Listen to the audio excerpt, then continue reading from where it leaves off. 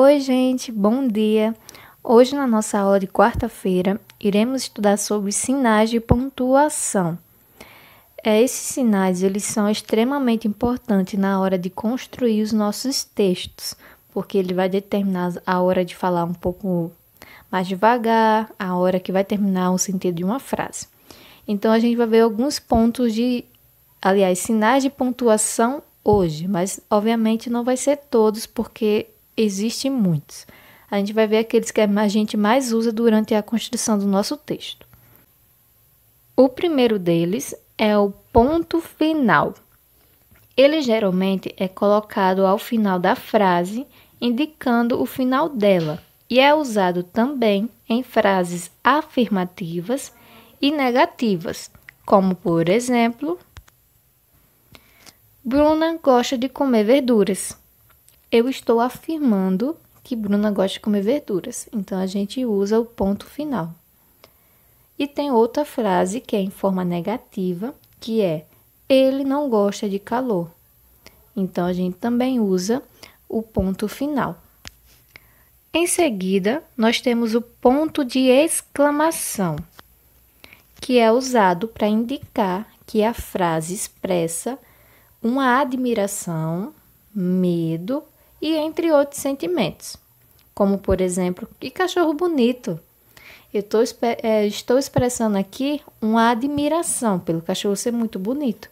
Então, eu uso um ponto de exclamação. E a próxima frase é, que susto! Bom, essa frase está expressando medo, é um sentimento. Então, a gente usa o ponto de exclamação. Em seguida, nós temos o ponto de interrogação.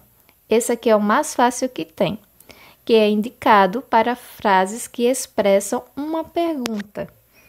Então, temos dois exemplos. Qual é a sua idade, Grazi? Eu estou fazendo uma pergunta, né?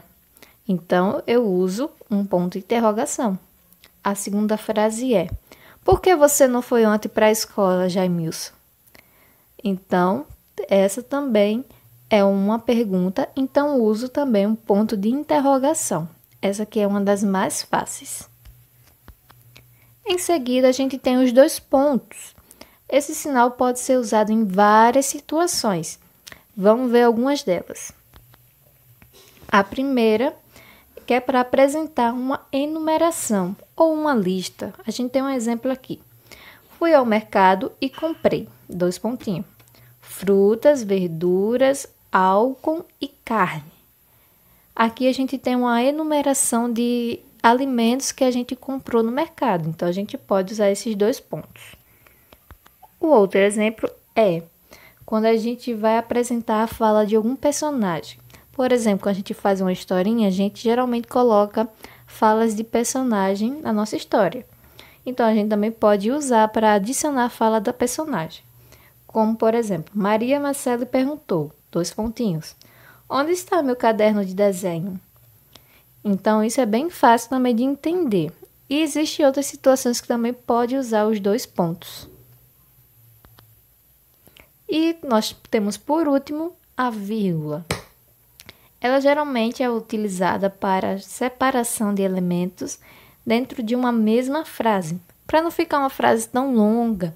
Porque também, às vezes, a vírgula, ela ajuda a gente para dar pausa. Não, porque na hora que a gente está lendo e não tem nenhuma pontuação, a gente vai direto, né? Porque a gente tem que obedecer as pontuações. E aqui a gente tem alguns exemplos de como quando usar a vírgula. Temos aqui para o início das aulas, vírgula.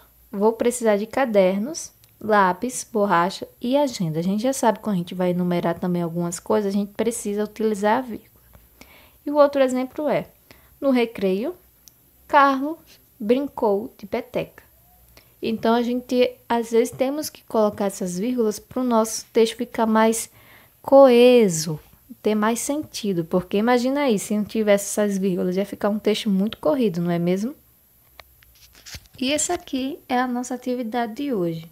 Vocês podem ver que tem um texto aqui explicando sobre as pontuações, mas esse texto não é para ser copiado, é só para vocês lerem e entender um pouco, se caso tiver alguma dúvida. E aqui nós temos o nosso exercício, que é super simples. O primeiro exercício é para vocês colocar nos parênteses os sinais que tem essa função aqui, por exemplo, que indica um espanto, uma surpresa. Aí você vai colocar o sinal que indica isso. E a questão número 2, vocês vão colocar os sinais de pontuação, ou interrogação ou exclamação no fim dessas frases. Aí vocês vão ter que classificar de forma correta os sinais. Na nossa outra atividade é sobre ciências. Vocês vão ter que observar muito bem as nossas imagens, porque elas vão se auto-responder as perguntas. Como vocês podem ver, a gente tem a questão número 1, que temos o nosso planeta Terra, bem bonito, visto do espaço. E a questão número 1 vai querer que vocês descrevam os continentes, o oceano e as nuvens. Aí, professora, como você quer que eu faça isso? Por exemplo, essa parte preta todinha que está aí é o nosso universo. A parte branca é as nuvens. E eu vou parar por aqui, senão eu vou dar a resposta. Então, vocês vão ter que descrever desse jeito. E vocês têm que fazer isso para identificar os continentes, o oceano e as nuvens. Já a questão número 2, vocês vão ter que observar com bastante atenção os mapas. Esses mapas, eles são de datas muito diferentes. Esse primeiro, que é a letra A, ele é um mapa mais atual, que é o mapa mundi, que tem todos os locais da nossa Terra. E esse outro mapa mais colorido, que tem até algumas pessoas aqui, ele é um mapa que foi feito no tempo do descobrimento do Brasil, volta de 1500 anos atrás, ou seja, há muito tempo. Então, ele é bastante diferente do nosso mapa atual. Como vocês podem ver, ele é todo cheio de caminhos e tem até alguns nomes, mas através da imagem não dá para ver muito bem. Mas o que vocês precisam dizer é as semelhanças e as diferenças entre esses dois mapas. Então, vocês vão ter que observar de forma bem atenta. E a nossa próxima atividade é sobre ensino religioso, que a gente vai estudar valores humanos, honestidade. Botei aqui o significado de honestidade e vocês vão ter que falar na questão número 1 o que significa honestidade para você. Então, você vai ter que justificar a sua resposta. Já na questão número 2, eu coloquei uma situação e vocês vão ter que analisar para dizer se a atitude de Maria foi honesta. E vocês não podem só dizer sim ou não. Vocês vão ter que dizer, por exemplo, sim, porque e tal. Vocês vão ter que escrever. Se caso for não, vocês também vão ter que explicar.